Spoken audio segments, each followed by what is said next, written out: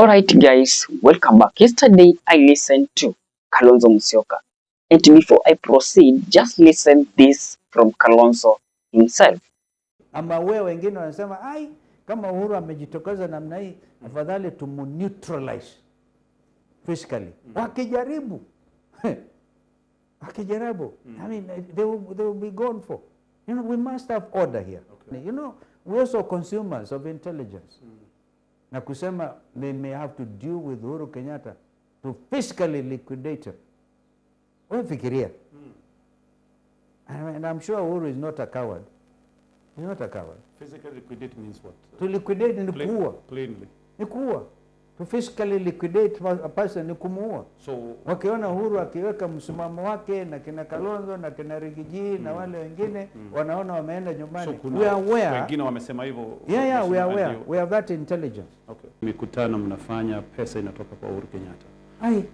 Wenye wanasema watamnyang'anya marupurupu yake, wanasema ni kwa sababu anawasaidia kufanya hii mikutano. Wanasema hii ni mikutano ya kuchochea serikali. Nilisikia kina Sifuna wakijaribu kujibu hilo swali.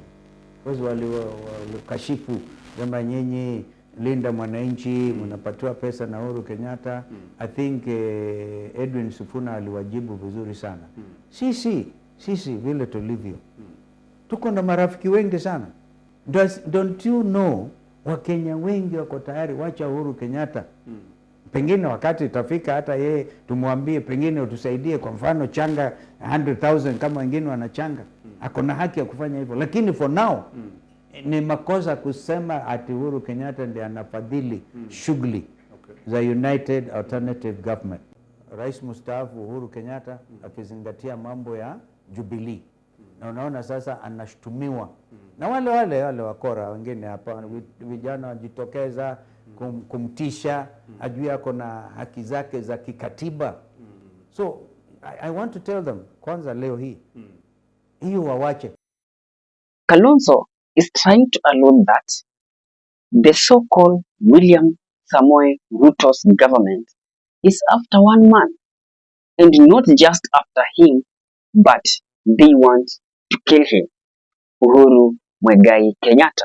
In this video, let's try to unmask what might be the reason that has led the Kenya Kwanza regime to fear Uhuru Kenyatta at extent that trying as much as they can just to go to do away with him. And in case, before you dive in, this is your first time coming across us, kindly please take a minute or two, click that subscribe buttons, then allow notification buttons to be on. Whenever we shall be producing a video like this one, YouTube will automatically be giving you a notification. Alright guys, now let's dive in. We have something that is now threatening Kenya Kwanza's government, and that is Uhuru's mission in 2027 election. And Uhuru's mission is one. Uhuru to date did not accept that who was his deputy president, but that time then William Samoei Ruto is now the president of Republic of Kenya. In short, we can say that Uhuru did not accept to be defeated with William Samoei Ruto, who was outside the government. Now, Uhuru has a mission, and the Uhuru's mission is to ensure that William Samoei Ruto gets out of office in 2027. Most of the people might ask, why the influence of Uhuru is so much recognized in Kenya's opposition.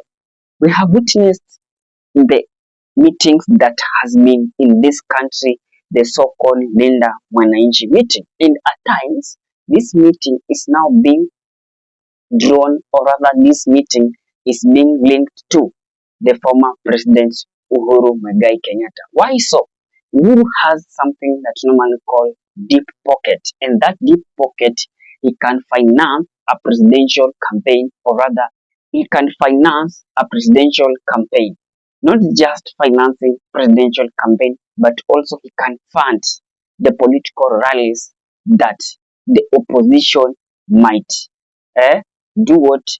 want to conduct in this nation. When the Linda Mwananchi started, some tried as much as they can to link it to Uhuru Kenyatta. But Edwin Sifuna publicly denied that their meeting is not Uhuru who is sponsoring them. Seneta mmoja ambaye ako kwenye seneti anasema kwamba nyinyi mko kwa payroll ya mtu. Yeah. Wewe pamoja na mheshimiwa governor kule Siaya, Yeah. James Orengo pamoja na Babu Owino. Yeah. Kweli kuna mtu ambaye anawafund, kweli kuna mtu ambaye anawalipa, kweli kuna mtu ambaye anawapa kitita cha pesa. Kwanza unajua hawa jamaa wanaamini pesa ndio kila kitu. Mimi nimewapa mfano wana Nairobi. Huu mji wa Nairobi huu. Relationships ama uhusiano ambao unalea na watu ni more important than money. Kuna kitu Jeff, wewe unaweza enda kununua na pesa na mtu akatai kukuuzia na mimi nipewe bure. Yes. Kwa nini? Ya uhusiano ambao tunao. Ile goodwill ambayo tumepata katika mikutano hii yetu, kwa sababu tunaongea lugha ya mwananchi, inapelekea kwamba vitu ambavyo hata tungehitaji, kwa mfano ati sijui kuprint t-shirt nini, watu wanajiprintia t-shirts wenyewe. Ukiangalia hawa wana TikTokers hawa kina Gen Z Badi, kina Abis Wena, wao ndio wenye kujiprintia hizo t-shirts. Hawajawahi kuniitisha pesa ati wanataka t-shirt. Na mnakuja katika mikutano yetu, wao wamezoea mikutano yao kulipa watu wahudhurie. Mimi nataka kuuliza Jeff, nahitaji pesa ngapi ndio nilipe watu ambao uliona Kisumu? Watu ambao uliona Kisumu nahitaji pesa ngapi ndio niweze kulipa hiyo mkutano?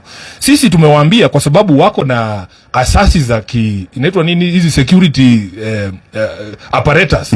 Alitudanganya ati hata kuwa anatumia polisi kwa ajili ya kusettle political scores. Lakini Murkomen alituambia juzi, ananifuata kila mahali, anajua ule mtu nimelala na yeye, saa yenye nimelala na yeye, penye tumelala na yeye. Can you imagine? So kama anajua hivyo, si awaonyeshe ushahidi. Yes. Ya mimi na Uhuru tukichukua ama nikienda kuchukua pesa kwa Uhuru. Si watoe ushahidi. Kwa sababu watu wanajaribu kutuharibia jina Jeff. Yes. Wamejaribu na imekataa. Wametuita wafisadi, wametuita sijui extortionist, wametutusi na kututupia maneno. Lakini wananchi wamekataa kuwaamini kwa sababu iwapo kuna ushahidi wowote wangekuwa wameuta. But they went further to continue to link it to this guy Uhuru Kenyatta. But what Sifuna did, Sifuna opened a website where for you to join that website, you have to pay 10 bob. So, and they have quite a number of members that are following that platform. So, that platform was a way to try to remove this tag that Uhuru is funding their campaign, or rather their rallies. They can say, okay, we have a platform that Kenyans are donating to us. We all remember that presidential motorcade, or rather sound system, together with our lorry of Linda Mwananchi. Some of the people say that it is just a Jubilee vehicle that had just rebranded Linda Mwananchi, but that was not the case. Now, and when this is happening, one group is very worried. In that group is now Kenya Kwanza group. At extent that when just Uhuru Kenyatta cough, you find that almost all of the elected leaders in Kenya Kwanza, all of them wanaanza respond to Uhuru Kenyatta, meaning that this person is a threat to them and they are not accepting it. Uhuru. And reason number 2 is about the Mount Kenya region. Guys, when William Samoei Ruto disagreed with Rigathi Gachagua, Ruto had a plan, and we all have witnessed him visiting Ishoweri. Which plan did Ruto had after impeaching Rigathi Gachagua? Ruto was clear that Rigathi has gone. Now, I've been left with Uhuru Kenyatta. I will go with Uhuru Kenyatta to the mountain together with the other leaders that at that time they were supporting him in the mountain. But and now everything turns upside down. Uhuru Kenyatta together with Rigathi Gachagua, in any other way we may say that they are in talk, meaning that their interests are converging. Both of them, they're just seeing one term. That's why even when Uhuru coughs venye nimesema, we realize that people are so threatened. They mean that this person can really get them out of power. So from that, it seems that these two leaders working together, the Mount Kenya voting bloc, itakuwa already locked out from William Samoei Ruto. Could you just imagine ni wapi atatoa kura zingine? The Mount Kenya block already locked. So what kitu gani amebaki nacho? Nothing. So it will force him again now to do what? To look for any other way on how he will come to replace the votes zenye zimetoka. But when he tried ODM, in a flop. When he tried to the Western Kenya, things are flopping. When he's trying to the coastal region, things are flopping. Which way? So he remained with one way. I will now start to fight this guy to get the entry in the mountain. As now Kalonzo is alluding, so they believe that tukishamtoa, then it will be easy for them to win the presidency come 2027. No, in politics, someone can do vitu zingine very bad for them just to stay in power. I don't know how this power inakuanga aje too sweet that somebody somewhere can do anything to anybody for him just to remain in power. You may just try also to figure out with me. And now reason number 3 is that now Uhuru Kenyatta is enjoying some of the intelligence in Kenya. And Uhuru, just like Ruto at that time, understands everything that is happening in government.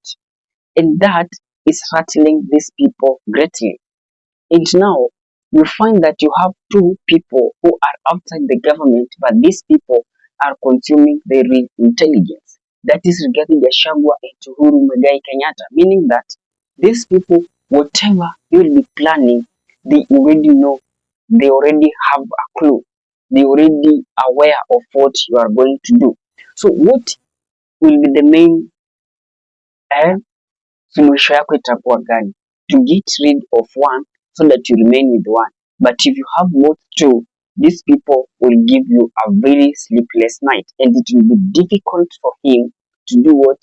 To clinch to power again come 2027. So this access to the real information is now giving these people threats. The deep pocket of this guy and the support that this guy has. You know, in 2022, and Uhuru Kenyatta used to warn the people of the mountain, kindly please don't vote in this guy. And now they went ahead and voted him in as the president of this Republic of Kenya. But what they are witnessing now is just suffering after suffering. So these people are very keen that we shall listen again to our man. We shall listen again to Uhuru Kenyatta. So that made him to have a very big influence in 2027, meaning that whatever he will direct the people to vote is where people will go. Kwa sababu people assumed him, people ignored him in 2022, and now all these messes is the messes that we are in because of not following what Uhuru Kenyatta was trying to advise at that time then. Whatever will give us another direction. Will any Kenyan of good mind ignore that direction? That is something that is rattling them greatly. What is your thoughts again? Drop it in comment section. I'll be doing my best to read it and giving you a response. And to that, guys, peace and love.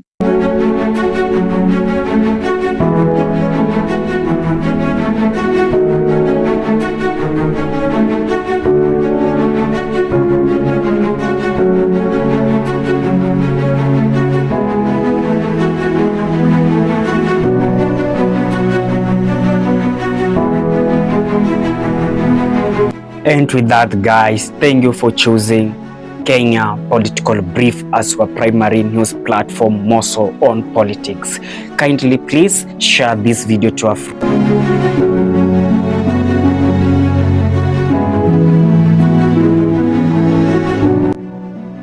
If politics is your passion, this is the place you really wish to be.